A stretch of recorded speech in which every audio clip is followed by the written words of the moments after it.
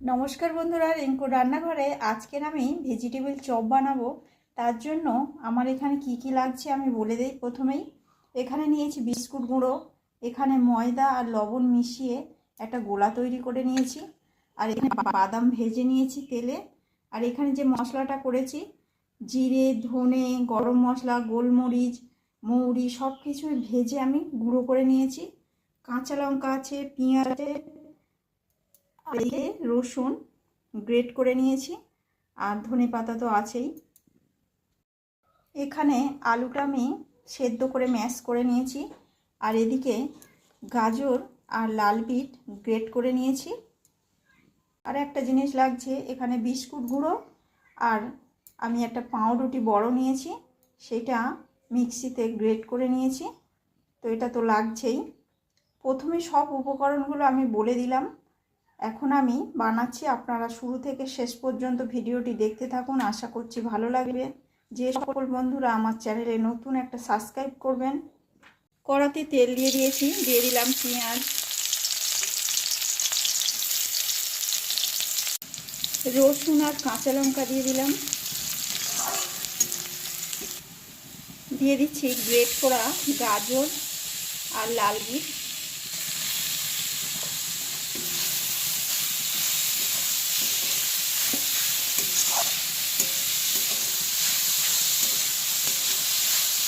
দিয়ে দিলাম স্বাদ মতো লবণ, গুঁড়ো মশলায় দিয়ে দিচ্ছি হলুদ গুঁড়ো,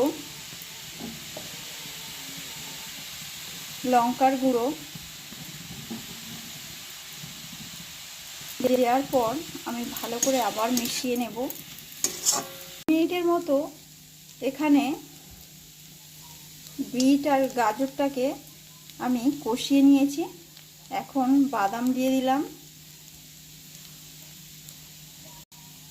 দিয়ে দিলাম আলু, ভালো করে আমি মিশিয়ে নিচ্ছি আলু আর বাদামটাকে। যে ভাজা মশলাটা তৈরি করে রেখেছিলাম সেটাই এখন দিয়ে দিচ্ছি।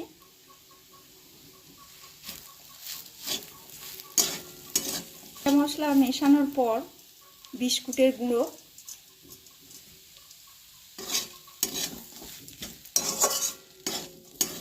ওপর থেকে ধনেপাতা দিয়ে আমি নামিয়ে নেব।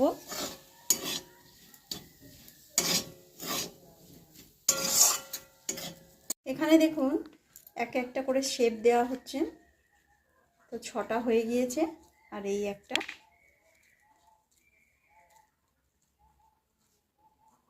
মোট এখানে 7টা ভেজিটেবল হবে।